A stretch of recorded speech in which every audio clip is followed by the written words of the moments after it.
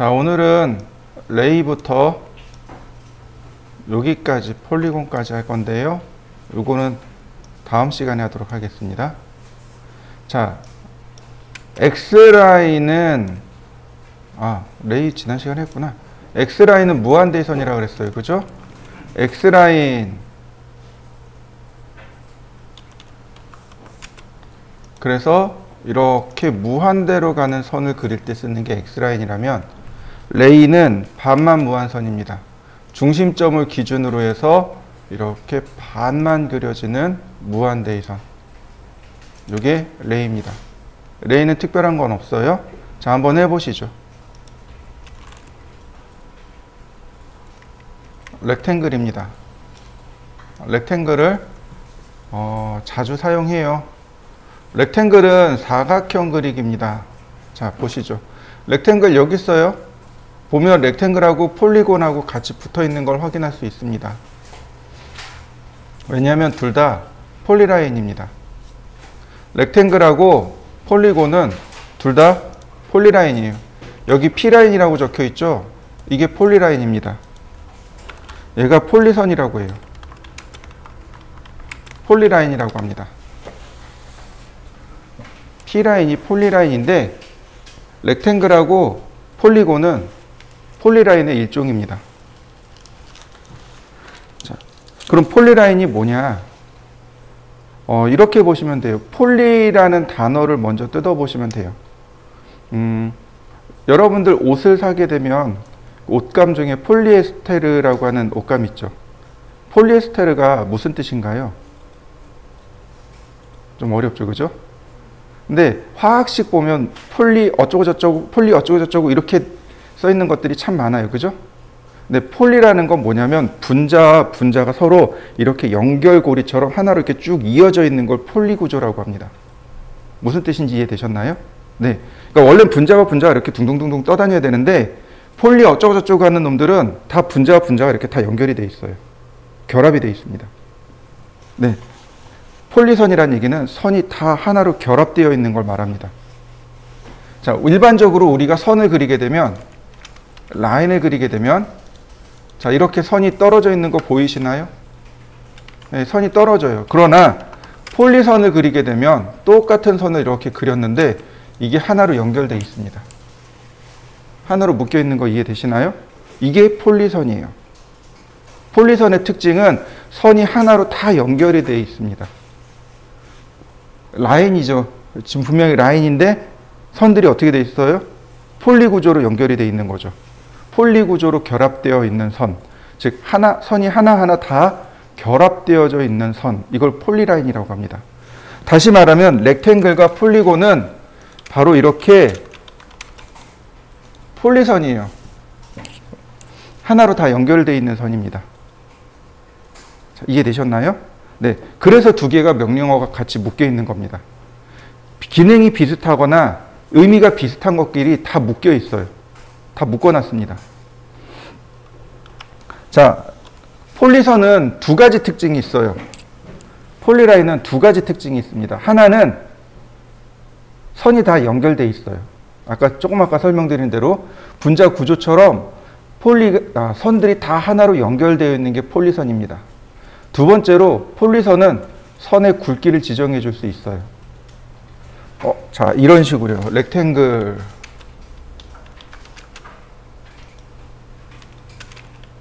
위드 10mm,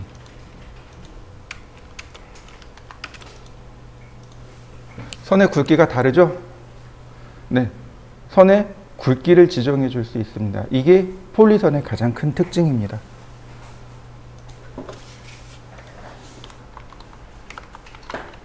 폴리라인의 큰 특징, 첫 번째, 선이 연결되어 있습니다.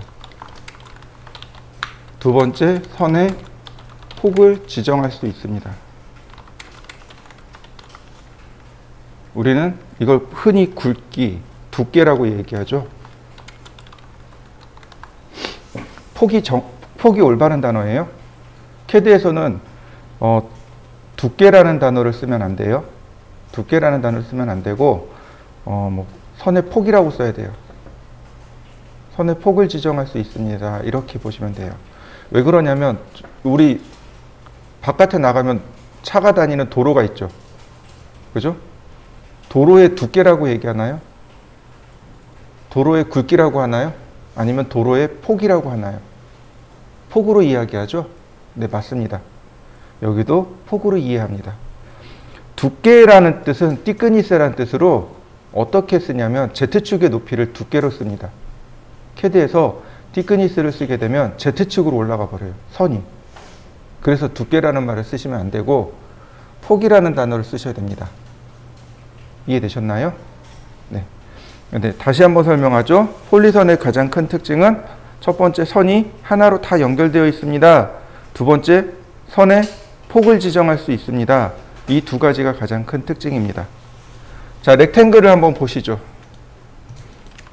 렉탱글 그러면 퍼스트 코너 포인트, 첫 번째 구석점이랍니다. 그 다음에 어더 코너 포인트, 첫 번째 구석점 대각선으로 다른 구석점, 이런 식으로요. 첫 번째 점 구석점, 다시 볼까요? 첫 번째 점 구석점, 첫 번째 점 다른 구석점, 첫 번째 점 다른 구석점, 첫 번째 점 다른 구석점. 어떻게 되나요? 대각선으로, 대각선으로. 이해되시나요? 자, 한번 해보시죠. 대각선으로 방향을 다 달리해서 그려보세요. 그러면 사각형이 그려질 겁니다. 자, 이렇게 보시면 돼요. 내가 대각선 이 점을 찍었어요. 그럼 여기에 x와 y가 존재하겠죠. 여기도 찍었습니다. 그러면 x1, y1이 존재하겠죠.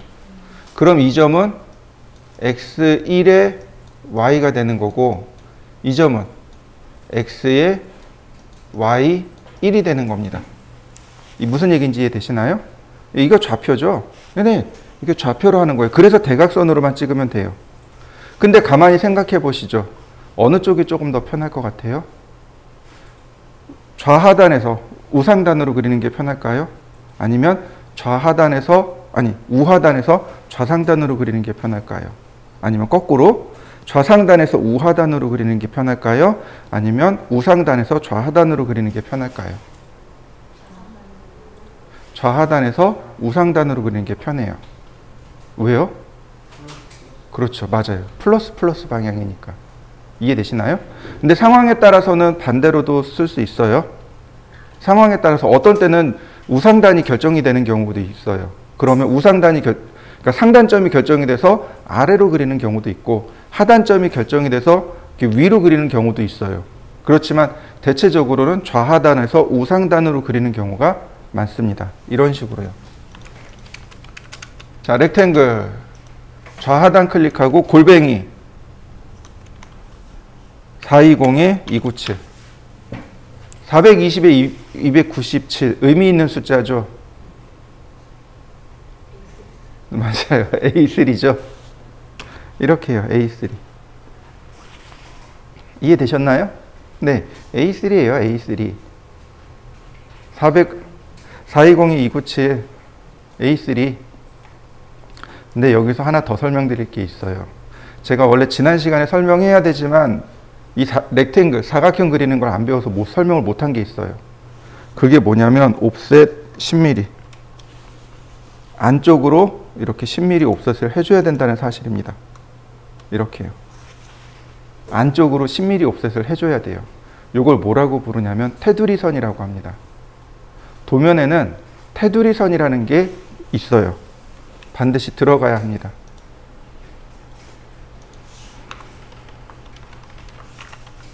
도면 테두리선이라는 게 있습니다. 이거 A0에서 A1은 20mm 줍니다. 그 다음에 A2를 포함해서 그 이하는 10mm, A4는 10mm 또는 5mm. 상황에 따라서 10mm 또는 5mm 주셔도 돼요. 이해되셨나요? 도면 테두리선입니다. 테두리선을 A0, A1은 20mm, 그 다음 A2, A3, A4는 10mm. 다만 A4는 5mm 줘도 됩니다. 이걸 테두리선이라고 해요. 이해되셨나요? 테두리선을 왜 줄까요? 도면 전체를 다, 그러니까 종이 전체를 다 도면을 쓸 수가 없어요. 그러니까 옛날에는 재단 기술이 그렇게 좋지 않았어요. 그래서 도면이 정확하게 90도가 안 나왔습니다. 종이가 이렇게 90도 따박따박 안 나왔어요. 그러니까 어떻게 해요? T자를 이렇게 딱 재요. 그 다음에 종이를 이렇게 대고 직각자로 이렇게 테두리선을 그렸습니다. 그래서 그 직각이 만나는 자리가 테두리선 안쪽이에요. 그래서 테두리선 안쪽이 실질적으로 직각이 완성이 되는, 우리가 쓸 수 있는, 도면이 쓸 수 있는 여백이라고 보시면 돼요. 이해되셨나요? 네, 테두리선의 의미는 바로 여백의 의미라고 보시고, 도면에, 그러니까 종이에 직각을 맞춰 놓은 선이라고 보시면 됩니다. 근데 실제로 프린터로 출력하면 420에 297 그대로 출력이 되나요? 아니죠. 여백이 약간 필요하죠. 네, 여백이 필요합니다. 네, 플로터도 여백이 필요하고요.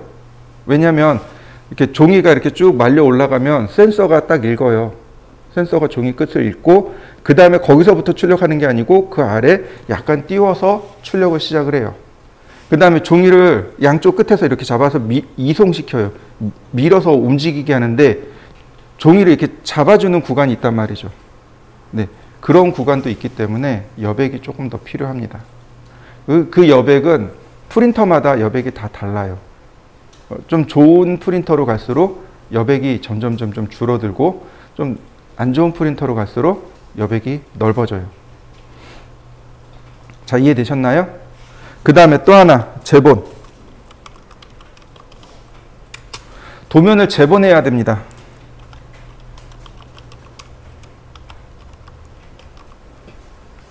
재본이라는 게 뭔가요? 도면에 구멍을 뚫어서 책으로 만드는 거죠. 그죠? 책으로 만들어서 도면을 납품해요. 이해되셨나요? 네. 도면은, 우리가 만든 도면들은 전부 다 A2로 출력한 다음에 재본을 합니다. 떡재본이라고 해요. 옆면에 본드칠을 해서 이렇게 책으로 만드는 걸 떡재본이라고 그래요. 그 다음에 이렇게 구멍을 뚫어서 이렇게 그러니까 끈으로 연결하는 끈재본도 있고, 혹은 이게 철로 해서 철재본도 있고, 여러 가지 재본들이 있어요. 근데 도면에 재본할 땐 왼쪽만 25mm 줍니다. 이건 A0부터 A4까지 다 똑같아요. 재본하는 쪽, 왼쪽이죠. 우리가 도면을, 그러니까 책을 오른쪽에서 왼쪽으로 이렇게 넘기죠. 그러니까 왼쪽을 묶어놔야 돼요. 네, 왼쪽 여백을 25mm 주셔야만 합니다. 이게 테두리와 관련된 내용입니다. 설계 내용이에요. 반드시 여러분들이 지켜야 할 내용입니다. 자, 이해되셨나요? 네. 자, 하나 더 보실까요? 자, 속성창, 컨트롤 숫자 1. 우리가 이렇게 옵셋을 했단 말이죠. 이 테두리 선은 아주 굵은 선입니다. 이 테두리 선은 아주 굵은 선이에요. 그래서 여기 보시면, 자, 선택해 놓고 보면 이렇게 선택을 하고 나면 라인 웨이트가 나와요. 자, 여기요. 아니다. 이거 아니다. 이거 말고 글로벌 위드요. 라인 웨이트 이거 아니고 여기 글로벌 위드요. 글로벌 위드를 1로 주시면 됩니다. 그러면 이렇게 굵은 선으로 바뀌어요. 여기 지오메트리 부분에 글로벌 위드를 1로 바꾸세요. 그럼 선이 이렇게 두꺼워집니다. 선의 굵기를 지정하는 방법입니다. 글로벌 위드를 주시면 돼요. 스타트 위드, 엔드 위드 이렇게 줄 수 있어요. 시작하는 부분의 굵기, 아니 폭, 끝나는 부분의 폭 이렇게 줄 수 있어요. 글로벌 위드는 전체의 폭을 말합니다. 전체 폭을 1mm 주시면 됩니다. 이해되셨나요? 물론 이제 조금, 그러니까 도면을 조금 더 멋내는 사람들이 있어요. 이렇게 주는 사람도 있어요. 한 2mm나 3mm 주는 사람도 있어요. 근데 별로 추천은 안 하고 그냥 어쨌든 1mm만 가지고도 충분히 두꺼운 선이 됩니다. 그래서 이렇게 글로벌 위드를 1로 주시면 충분해요. 자, 한번 해보시죠. 자, 렉탱글 보시면은요, 여기 옵션들이 많이 나옵니다. 챔퍼, 엘리베이션, 필렛, 티크니스, 위드 이렇게 있어요. 이 중에 엘리베이션하고 티크니스는 안 씁니다. 엘리베이션하고 티크니스는 안 써요. 엘리베이션은 우리나라 말로 하면 고도입니다. 고도란 뜻이에요. 근데 이 엘리베이션이 기계로 만들어진 게 있어요. 머릿속에 딱 떠오르는 그거 있죠? 엘리베이터. 엘리베이션이란 단어가 고도란 뜻이에요. 다시 말하면 우리가 땅에서부터 하늘로 이렇게 움직이는 거죠. 이게 고도가 변하는 거죠. 네, 그 고도예요. 그 고도. 그러니까 다시 말하면 엘리베이터란 얘기는 뭐예요? 고도가 변하는 기계란 뜻인 거죠. 네, 고도입니다. 다시 말하면 Z축으로의 위치를 바꿔주는 명령어가 엘리베이션입니다. 우린 2D 쓰고 있죠. 3D가 아니고 안 씁니다. 엘리베이션 안 써요. 자, 티크니스가 있네요. 티크니스가 아까 얘기했던 두께입니다. 위드는 폭이고 티크니스는 두께예요. 자, 제가 보여드릴 테니까 이건 보기만 하시면 되겠습니다. 자, 제가 이렇게 3차원으로 화면을 바꿨어요. 자, 위드를 제가 10mm 줬어요. 자, 10mm 두께 들어간 거 보이시나요?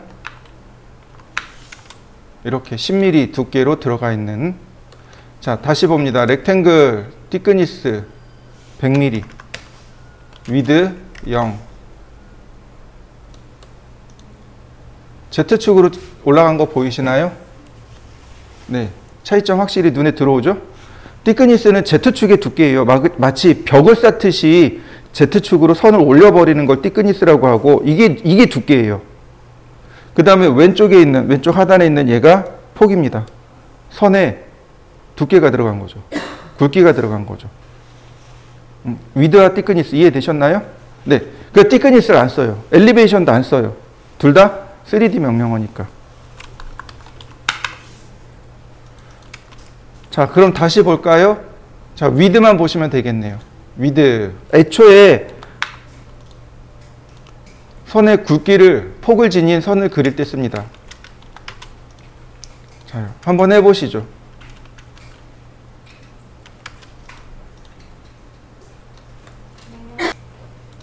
그 다음에 렉탱글을 보면 여기 챔퍼랑 필렛이 있습니다.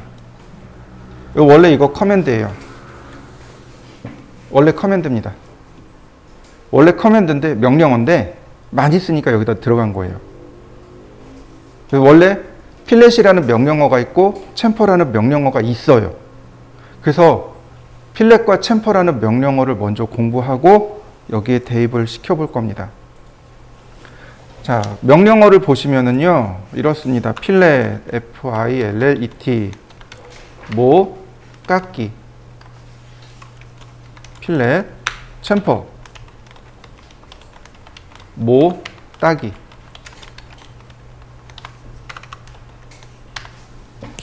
말이 좀 이상하죠? 한글인데 이상해요. 저희 고등학교 다닐 때 제가 실업계 고등학교 다녔다 그랬잖아요. 저희 선생님이 충청도 분이셨어요. 사투리 쓰셨어요. 또 못따기라고 안 하고 꼭 못대기라고 하셨어요. 우리는 이제 잘 모르니까 못대기구나, 못대기 그래 다녔는데 나중에 보니까 못따기, 못깎기 이렇게 돼 있더라고요. 그래서 혼자서 한참 웃었던 적이 있어요. 못깎기, 못대기. 되게 생소하죠? 단어가 이상하죠? 자, 먼저 저 앞에 있는 모자를 보시면 돼요. 저 모자가 모서리의 첫 글자인 모자입니다. 모서리란 뜻이에요. 그러니까 필렛이라는 거는 모서리를 깎는 거고 챔퍼는 모서리를 따내는 거고. 이해되셨나요? 일단 여기까지. 모서리를 어떻게 하겠다는 건 이해하겠습니다. 그죠? 자, 여러분들 모니터 있죠? 모니터 여기 모서리. 여기 모서리가 어떻게 돼 있나요? 동글동글하게 모서리가 깎여 있죠. 그죠? 다시 한번 볼까요? 여기 모서리. 모니터 이 모서리 부분이 어떻게 돼 있나요? 여기 이 모서리. 맨 위의 면과 오른쪽 면 이렇게 만나는 요 모서리가 동글동글하게 깎여 있죠. 얘가 목깎이에요. 얘가 필렛입니다. 모서리를 동글동글하게 깎습니다. 그래서 목깎이에요. 이해되셨나요? 네. 모서리 동글동글하게 깎기, 목깎기. 그럼 못따기는 뭘까요? 모서리를, 그러니까 모서리가 이렇게 있잖아요. 그럼 모서리를 사선으로 이렇게 따내는 거예요. 칼로 모서리를 이렇게 싹 사선으로 따내는 겁니다. 이해되셨나요? 그러면 못깎기는 모서리를 동글동글하게 깎았으니까 자연스럽게 이런 모습이 나올 거고, 못따기를 하게 되면 이렇게 모서리가 사선으로 처리되겠죠. 이해되셨나요? 네. 못따기 어디서 볼 수 있냐면, 여러분들 그 1층 현관 있죠? 현관 있죠? 현관이 강화유리죠. 만약에 강화유리가 모서리가 이렇게 딱 직각이 되어 있으면 어떻게 될까요? 손 다치지 않을까요? 그죠? 유리가 저렇게 직각으로 되어 있으면 손 다친단 말이에요. 이렇게 우리 잘 만진단 말이죠. 그러니까 어떻게 해요? 유리는 모서리를 동글동글하게 못 깎는단 말이죠. 그래서 유리 단면을 보면 이렇게 사선으로 이렇게 잘려져 있는 걸 확인할 수 있습니다. 이따 수업 끝나고 내려갈 때 확인해 보세요. 모서리 이렇게 문을 다 만져보고 가세요. 안 다칩니다. 강화유리이기 때문에 유리를 고온으로 해서 열 처리를 해서 만들어진 유리란 말이죠. 그래서 어지간한 충격으로 깨지진 않아요. 근데 다만 모서리를 동글동글하게 깎아버리려고 하면 깨진단 말이죠. 그래서 모서리를 사선으로 면취한 겁니다. 이해되셨나요? 여러분들 유리 있죠? 거울 있죠? 거울 끝에 가면 이렇게 살짝 이렇게 쭉 오다가 이렇게 살짝 안쪽으로 이렇게 싹 꺾어져 들어간 걸 볼 수 있습니다. 그게 못깎기입니다. 아니, 못따기예요. 우리는 그걸 뭐라고 하냐면 면취했다고 합니다. 건축 용어에서 유리집 가서 이거 면취해 주세요. 사면취해 주세요. 이렇게 얘기합니다. 면취. 네. 사면취해 주세요. 그러면 면을 이렇게 사선으로 이렇게 다 잘라줍니다. 어디 봐도 좋냐면, 식탁 있죠? 식탁 위에 유리 있죠? 식탁 위에 유리도 못따기가 되어 있고, 그러니까 유리 부분에 다 못따기가 되어 있다고 보시면 돼요. 왜요? 다치지 말라고. 이해되셨나요? 네, 모서리를 동글동글하게 깎거나 모서리를 사선으로 잘라내는 행위는 전부 다 목적이 하나예요. 다치지 말라고. 그러니까 기계 쪽이든 건축 쪽이든 똑같아요. 우리가 사람들이 이걸 만진단 말이에요. 사람이 이걸 계속 만진단 말이에요. 이런 물체들을 오며 가며 만진단 말이죠. 그죠? 근데 날카로우면 어떻게 돼요? 다치잖아요. 모서리가 날카롭단 말이에요. 그래서 다치지 말라고 모서리를 동글동글하게 깎거나 모서리를 대각선으로 잘라내거나, 의도는 그거예요. 못따기나 못깎기, 필렛이나 챔퍼는 의도는 그거예요. 이걸 다루는 사람으로 인해서 안전을 확보하기 위해서 만들어 놓은 게 필렛과 챔퍼입니다. 이해되셨나요? 자, 그러면 선을 한번 그려보죠. 라인을 그리는데 첫 번째는 이렇게 딱 맞게 그려줍시다. 두 번째는 길게 그려봅시다. 세 번째는 모자르게 그려봅시다. 이렇게요. 세 가지 경우예요. 딱 맞는 경우, 넘쳐나는 경우, 아예 모자른 경우. 자, 한번 그려보시죠. 자, 필렛입니다. 필렛 명령을 실행하면 여기 위에를 잘 보셔야 돼요. 커런트 세팅, 현재 설정값. 모드 이꼴 트림. 트림은 자르기죠? 그러니까 자르기 모드라는 뜻이에요. 필렛은 현재 자르기 모드이고 라디어스 이꼴 0 이렇게 되어 있네요. 반지름은 현재 0입니다. 자, 아래 옵션을 보면 언두, 폴리라인, 라디어스, 트림, 멀티풀 이렇게 있습니다. 바로 여기 라디어스예요. 다른 거 하지 말고 라디어스만. 반지름만 눌러서 여기다가 반지름 뭐 예를 들어서 20.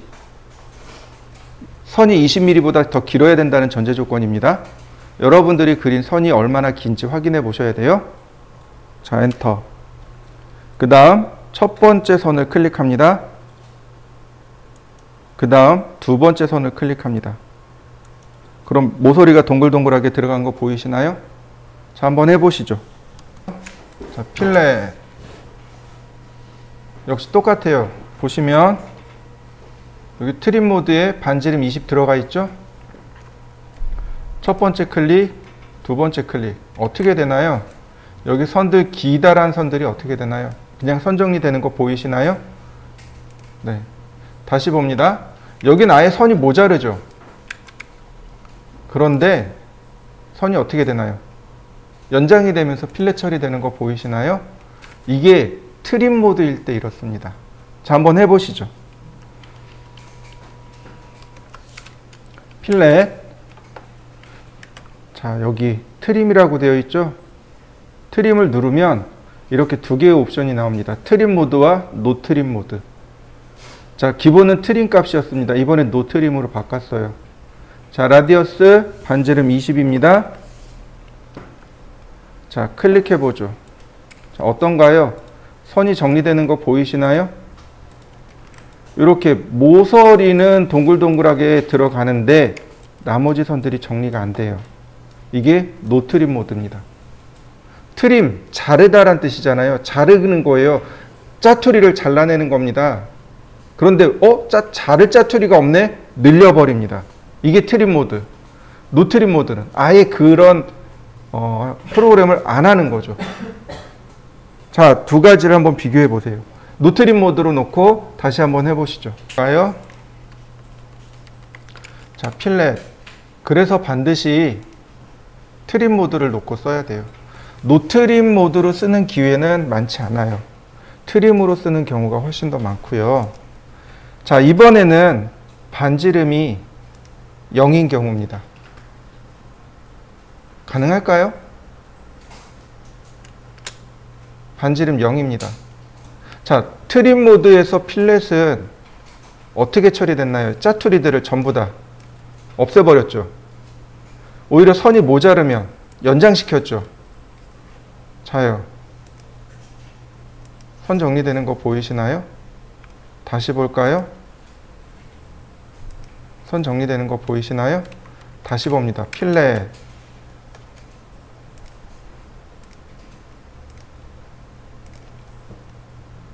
트림과 같이 작동이 되는 거 보이세요? 트림, 익스텐드가 같이 들어갔습니다. 그래서 필렛을 많이 써요. 자, 레이어를 만들어 볼까요? 자, 중심선 1번. 자, 로드 센터.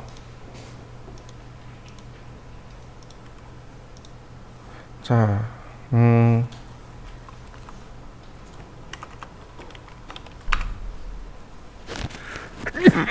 외형선. 자, 2번. 아니, 3번. 네. 자, 먼저 중심선입니다. 그리고 30도로 놓고요. 레이. 자, 이렇게 180도 하나, 그 다음 60도 하나, 그 다음 300도 하나. 자, 라인 타입 스케일은 이렇게 0.3으로 줬습니다. 그 다음 서클 반지름 80 하나. 이렇게요. 자, 아우터로 놓고 서클 이 안쪽에 다이아메타 30인 원 하나, 다시 반지름 20인 원 하나, 다시 여기 교차점에 반지름 5 하나, 다시 반지름 10 하나. 선을 어떻게 긋냐면 탄젠트로 긋는데 작은 원에서 이렇게 작은 원에서 큰 원으로 이렇게요. 다시 봅니다. 탄젠트 작은 원에서 다시 탄젠트 큰 원으로 이렇게요. 나머지도 해봅니다. 라인 탄젠트 작은 원에서 탄젠트 큰 원으로 다시 탄젠트 네, 다시 탄젠트 다시 탄젠트 다시 탄젠트 다시 탄젠트 잘못 들어갔네요. 작은 원에서 큰 원으로 이렇게요. 작은 원으로 닫는 게 아니고 큰 원으로 닫는 거예요. 옵셋 5mm.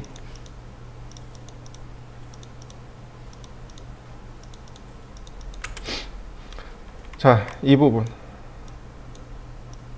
반지름이 얼마예요? 30이죠.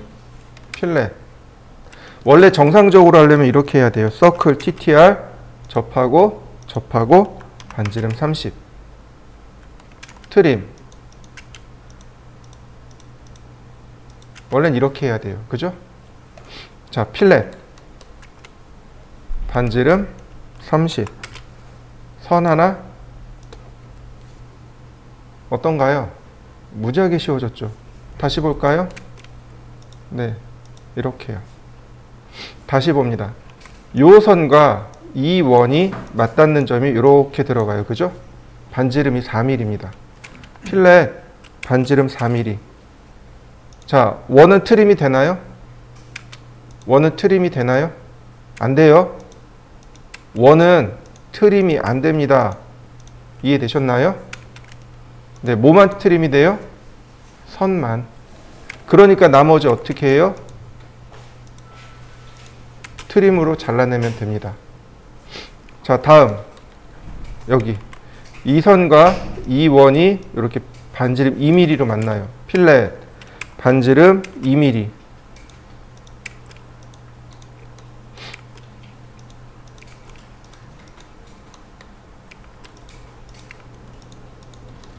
자, 이해되시나요?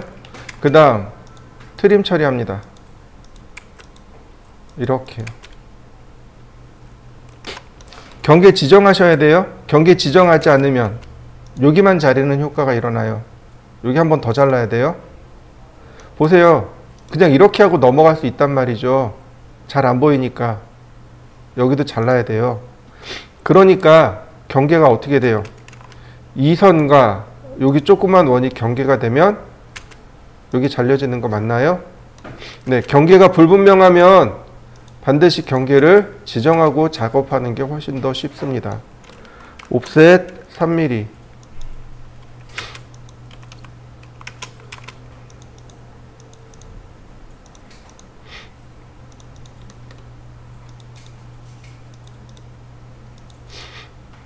자요.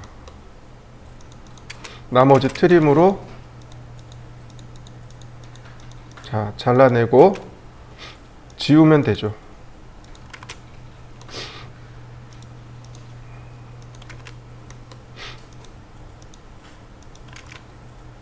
자, 한번 해보시죠.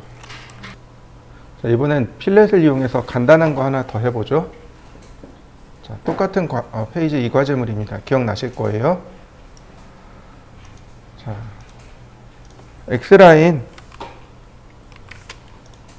0도 90도 옵셋 20mm 옵셋 150mm 옵셋 50mm. 자, 요만큼은 외형선입니다. 자, 옵셋 10mm 매치 프로퍼틱스. 자, 옵셋 아니 필렛인데 반지름을 0으로 줍니다. 선 정리되는 거 보이시나요? 이거 트림으로 했었잖아요. 그죠? 근데 다시 한번 봅니다. 필렛 할 때 한 번 쓰고 나면 어떻게 되나요? 한 번 쓰고 나면 명령어가 끝나죠. 여러 번 쓰고 싶어요. 그냥 계속해서 쓰고 싶어요. 자, 멀티플이요. 여기 멀티플. 그러면 이렇게 여러 번 가능합니다. 자, 이해되셨나요? 그 다음 옵셋 18, X라인 190도, X라인 앵글 190도, X라인 앵글 170도. 자, 매치 프로퍼틱스로 다시 그 다음 필요 없는 선 지우고 나머지 다시 필렛.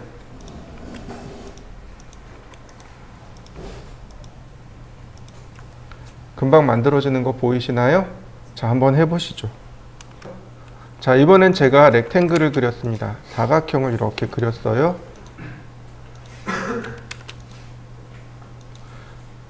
여기다가 동시에 전부 다 필렛을 넣고 싶어요. 자, 필렛 반지름 20이라고 했습니다. 하나밖에 안 되죠. 이렇게 하나만 되고 있는 거 보이시나요? 네.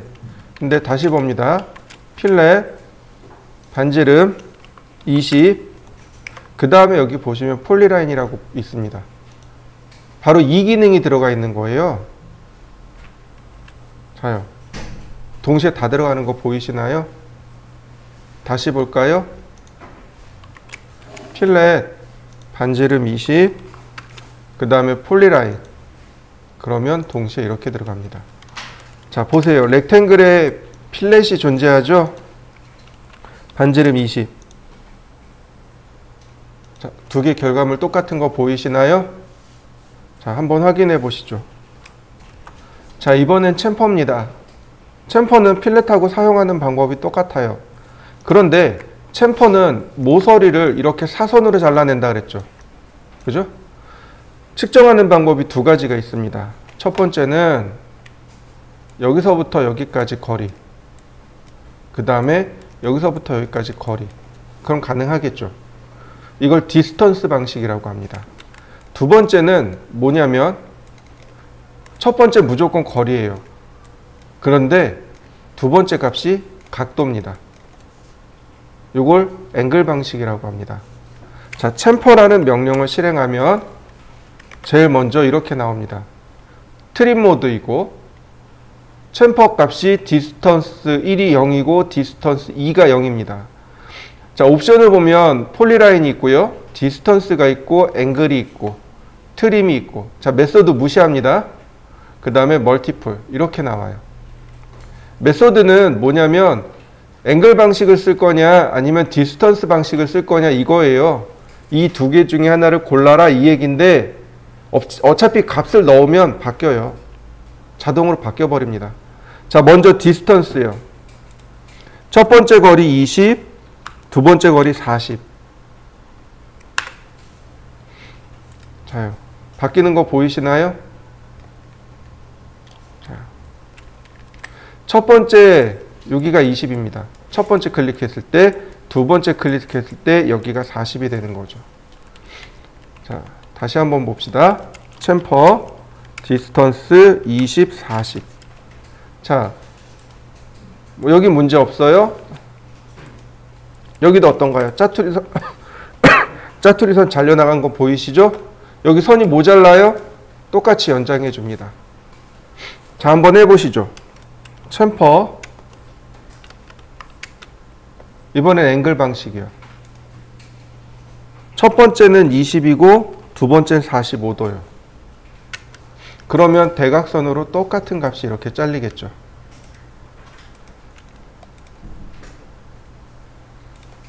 모서리가 사선으로 잘려나가는 걸 말합니다.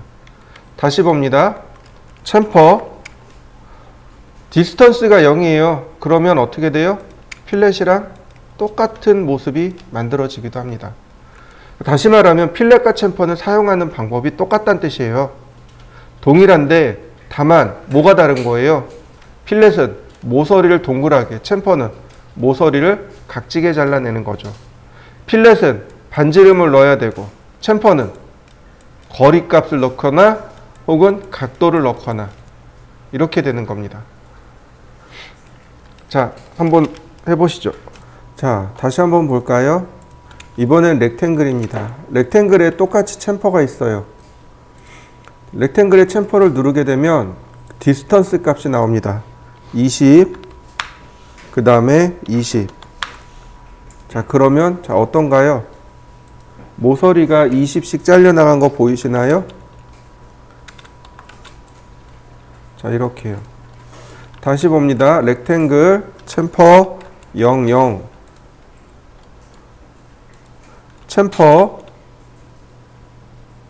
디스턴스 20, 20, 그 다음 폴리라인.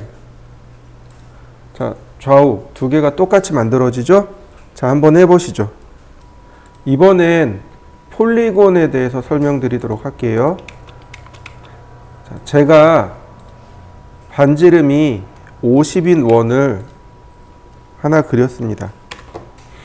이렇게 반지름이 50인 원을 하나, 두 개 그렸습니다.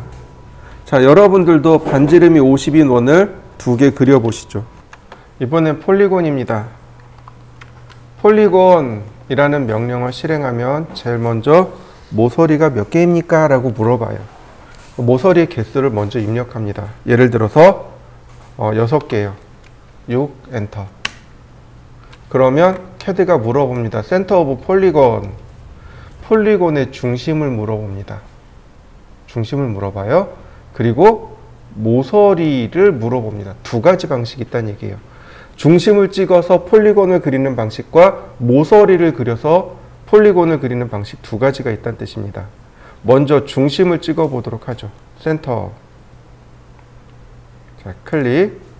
그랬더니 뭐라고 옵션이 뜨는데 차분히 읽어보면 in seclived in circle, 그 다음에 여기서 딱 끊어요. circum seclived about circle 이렇게 됩니다. in seclived 란 뜻은 내접하다 란 뜻입니다. 안으로 접하다 란 뜻이에요. 다시 말하면 in seclived in circle 그러면 원 안에 접하는 이란 뜻입니다. 이해되셨나요? 원 안에 내접하는, 이게 in seclived in circle입니다. circum seclived about circle은 외접이란 뜻이에요. 원의 바깥쪽으로 접하는 이란 뜻입니다. 자, 먼저 in seclived. in이라는 단어가 안으로 들어가다란 뜻이에요. 그래서 여기 보시면 앞에 in이라고 붙어 있죠. 중간에 in circle 보이죠? 안으로 들어가다, 원 안으로 들어가서 접하다, 내접하다란 뜻입니다. in seclived in circle. 그 다음에 여기 radius of circle. 반지름을 입력하면 돼요. 지금 반지름 50이었죠? 네, 50. 자요. 원 안에 접하는 거 보이시나요? 자, 다시 한번 볼까요? 폴리곤. 네, 6개 똑같아요. 자, 원의 중심 여기입니다. 이번엔 circum seclived about circle. 원 바깥에 접하는. 반지름 50. 원 바깥쪽으로 접하는 거 보이시나요? 원 안쪽으로 들어갔죠. 원 바깥쪽으로 들어갔죠. 자, 한번 해보시죠. 이번엔 폴리곤. 똑같이 육각형이에요. 근데 다만 다른 점이 뭐냐면 이번엔 엣지로 갈 겁니다. 그러면 퍼스트 엔드 포인트 오브 엣지, 모서리의 첫 번째 점을 입력해 달랍니다. 제가 클릭해 줬어요. 그랬더니 만들어지는 거 보이시나요? CAD가 물어봐요. 세컨드 포인트 오브 엣지, 두 번째 점의 위치를 넣어주세요. 자요, 이거 우리 기억나시죠? 골뱅이 50만큼 0도, 한 변의 길이가 50인 정육각형. 그래서 이렇게 그렸습니다. 폴리곤 삼각형 엣지 100mm, 폴리곤 사각형 엣지, 폴리곤 오각형 엣지, 폴리곤 육각형 엣지, 폴리곤 팔각형 엣지, 폴리곤 구각형 엣지, 폴리곤 십각형 엣지. 그래서 여러분들한테 이렇게 보여드렸던 겁니다. 폴리곤 칠각형 엣지. 이제는 칠각형이 되겠죠. 이해되셨나요? 네, 이제는 폴리곤 쓰시면 돼요. 자, 한번 해보실까요? 자, 보시면 이렇게 있단 말이죠. 근데 값은 24예요. 여기서도 여기까지 24고 여기서부터 여기까지 24입니다. 무슨 얘기냐면 이렇게 중간에 선을 그려서 옵셋을 하시면 돼요. 자, X라인, 아니 레이어부터 바꾸고 X라인,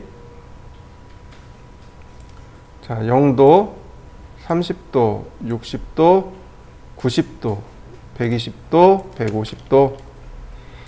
다시 레이어 바꾸고 서클, 반지름 9mm, X라인, 버티컬, 옵셋 21mm,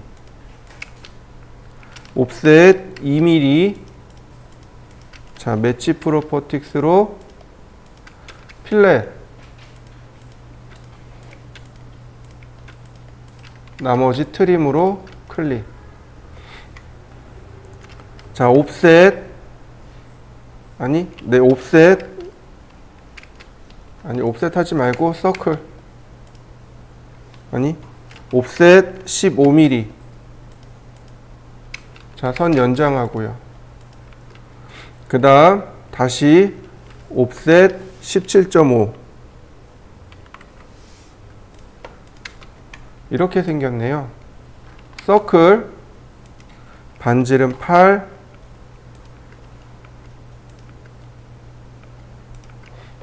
다시 서클, 반지름 6.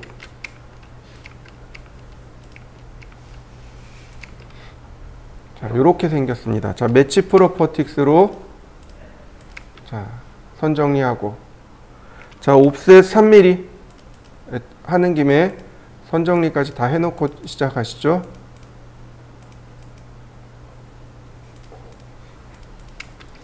자, 트림,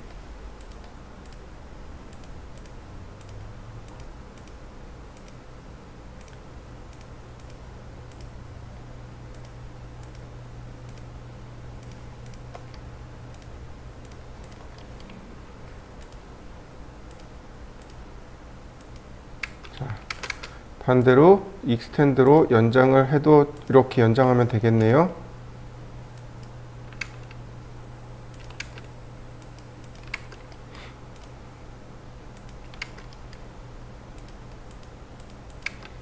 자, 라인,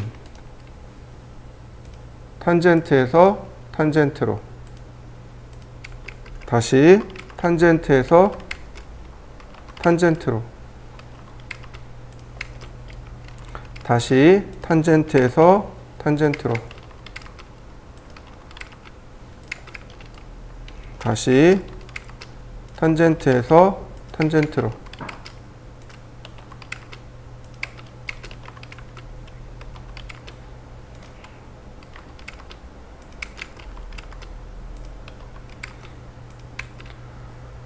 자, 그 다음에 나머진 트림입니다. 선택해보면 접점이 여기 있네요. 네, 그냥 트림해도 될 듯 합니다. 네. 트림.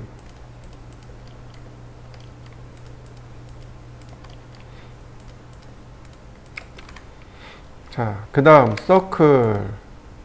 바깥쪽으로 나가볼까요? 자, 53.5.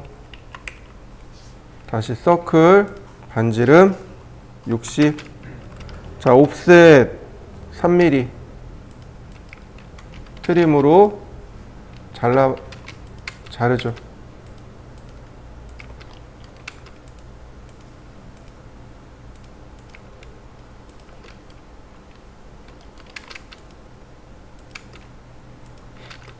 그 다음 옵셋 12mm.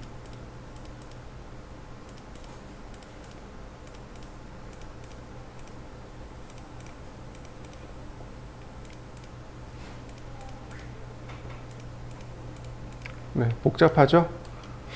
하나씩 다 트림하시면 돼요. 자, 매치 프로퍼틱스로 자, 중심선이 아닌 것들만 빼고 선 정리합니다.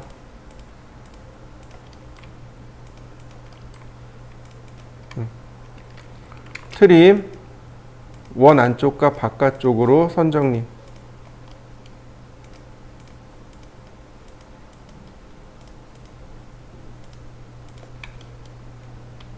네.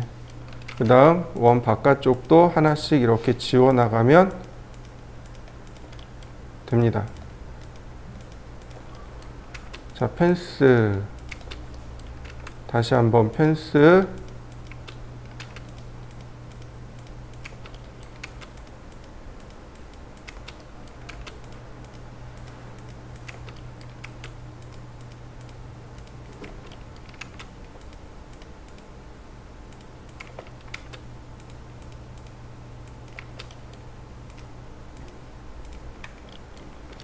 그 다음에 이렇게 가운데 있는 선 삭제. 그런 모습이 다 됐네요. 자, 이해되셨나요? 자, 한번 해보시죠. 자, 레이어를 바꾸고요. X라인 0도 하나, 90도 하나. 그 다음에 다시 한번 레이어 바꾸고 서클 반지름 9, X라인 버티컬 옵셋 22mm, 옵셋 2.5mm. 매치 프로퍼틱스로 일치시키고 필렛.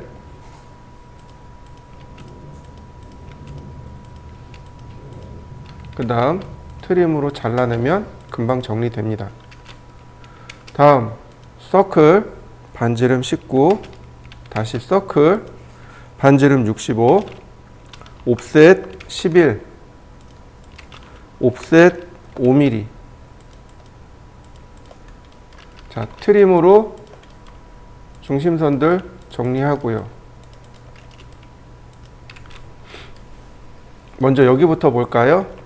원이 이렇게 돌아가고 있죠. 그죠?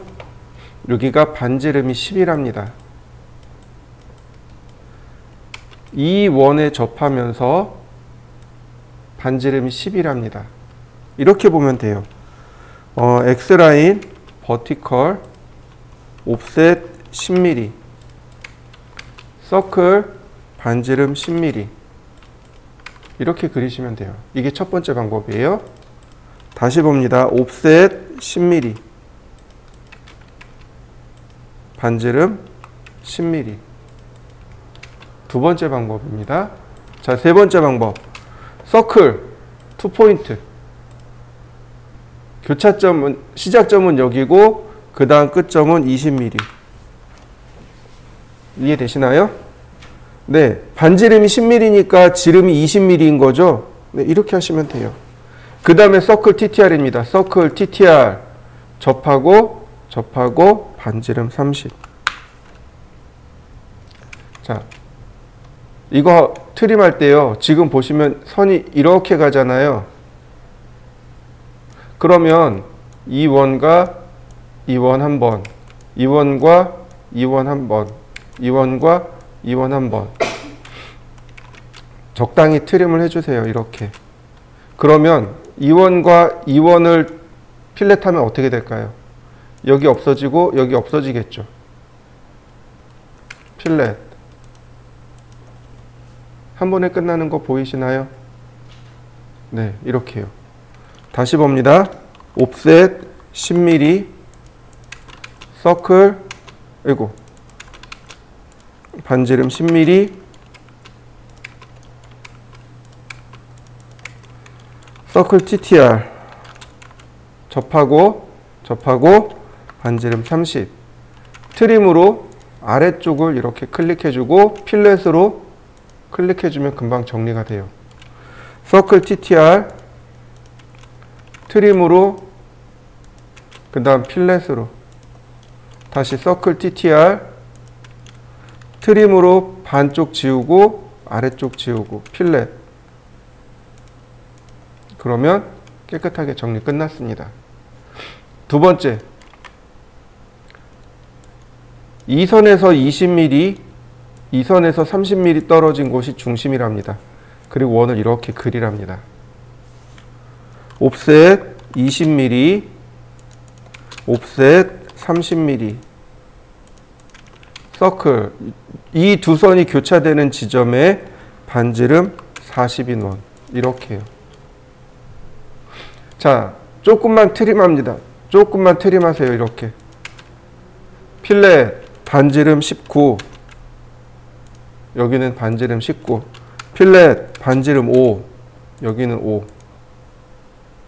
다시 볼까요? 여기서 20이었죠. 그러니까 여기서 20. 옵셋 20. 옵셋 30. 서클 반지름 40. 트림으로 조금 끊어주고 필렛 5mm 들어가 있네요. 필렛 반지름 19. 다시 여기서 20 했으니까 여기서 20. 옵셋 20. 옵셋 30. 서클 반지름 40. 트림으로 조금 끊고요. 필렛 지금 19 들어가 있네요. 필렛 반지름 5mm. 다시요. 여기서 20이었으니까 여기서 20. 옵셋 20mm. 옵셋 30mm. 네, 서클 반지름 40. 트림으로 아무데나 적당히 끊고 필렛 반지름 5mm 들어가 있네요. 필렛 반지름 19. 네, 다 끝났네요. 그리 어렵지 않아요. 그죠? 서클 TTR을 썼다면 되게 어려웠을 겁니다. 근데 이제부터 필렛을 써보세요. 필렛이 반지름 0일 때가 있고 그 다음 반지름 값을 넣을 때가 있단 말이죠. 그걸 잘 구별해서 쓰면 도면 그리는데 많이 편해집니다. 자, 한번 해보시죠. 자, 이 과제물을 한번 볼까요? 자, 여기서부터 시작하고 각도가 28도네요. 자, 90도에서 28도를 빼니까 62도네요. 자, X라인, 아니 레이어를 먼저 바꾸고 X라인 0도 90도. 자, X라인을 한 번 더 합니다. 앵글 62도. 자, 아래쪽으로 트림해서 지우면 되겠고요. 그 다음 자, 레이어 바꾸고 서클 33.6. 그 다음 서클 38.4. 매치 프로퍼틱스, 이 교차점에 원이 들어가는 거죠. 6.4. 옵셋 6.4. 다시 매치 프로퍼틱스. 자, 확대하고 필렛 반지름 0.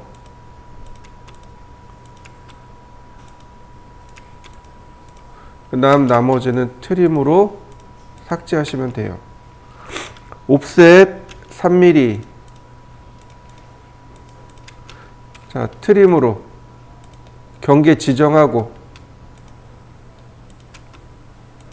그 다음 경계 삭제하면 여기 가운데는 됐고요. 이 중심선이 이 아래로 내려갑니다. 옵셋 45mm. 자, 다시 여기서부터 좌우로 84mm. 옵셋 84mm. 서클 반지름 5mm. 다시 반지름 10mm. 자, 옵셋 10mm. 자, 매치 프로퍼틱스로 그 다음 필렛으로. 자, 이렇게 생겼네요. 자, 하기 전에 옵셋 5mm. 자, 트림으로 선을 지우겠습니다.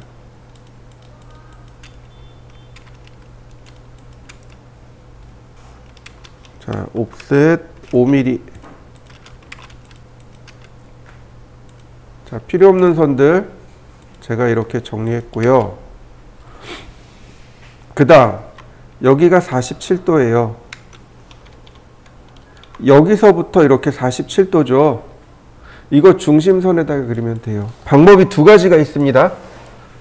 그리는 방법이 두 가지가 있어요. 첫 번째, X라인 앵글 47도 옵셋 10mm. 그러면 딱 접해요. 이렇게 그리는 방법이 하나. 두 번째는 이렇게요. 라인. 첫 번째 탄젠트에서 이렇게요. 그 다음 골뱅이 선의 길이는 몰라요. 100만큼 몇 도 방향이에요? 47도 방향. 이해되셨나요? 이게 두 가지 방법이 존재합니다. 자, 그 다음에 180에서 47을 빼면 133도네요. X라인 앵글 133도 옵셋 10mm. 자, 트림으로 선 정리하고요. 나머지 자, 여기도 이렇게 선 정리하고요.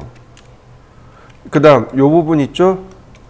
옵셋 4mm, 옵셋 38mm. 자, 매치 프로퍼틱스로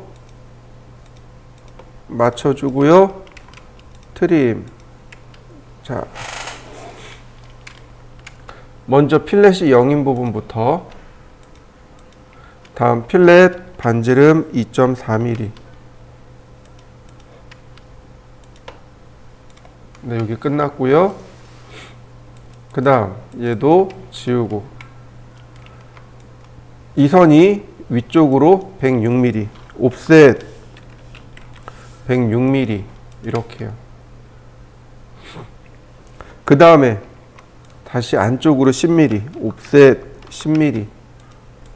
자, 매치 프로퍼틱스 얘는 실선.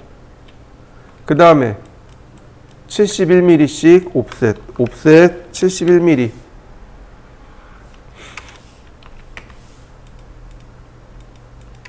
여기가 중심선이에요. 서클 반지름 5mm, 서클 반지름 10mm. 자, 옵셋 10mm.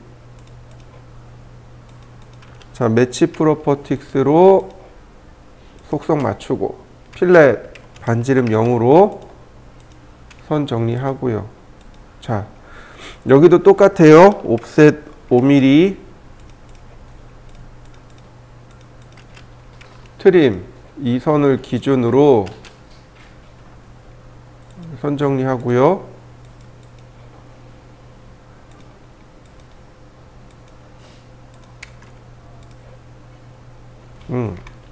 이 가운데도 지워볼까요?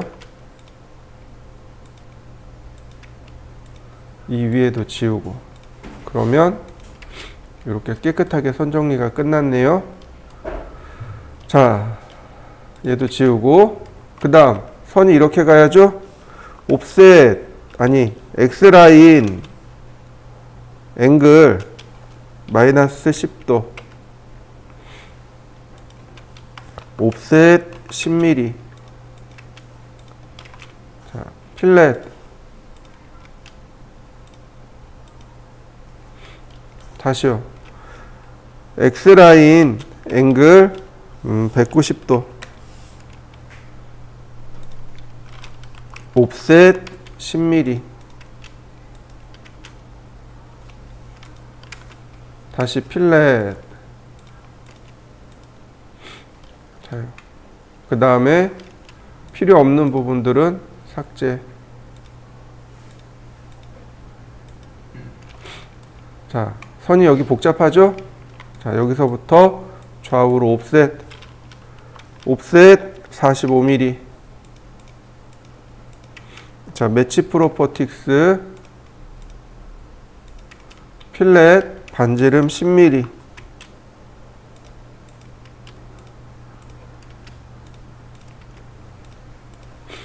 네, 트림하지 않더라도 금방 정리되죠? 옵셋 5mm. 자, 트림. 자, 다 됐네요. 그죠? 어렵지 않죠? 자, 한번 해보시죠.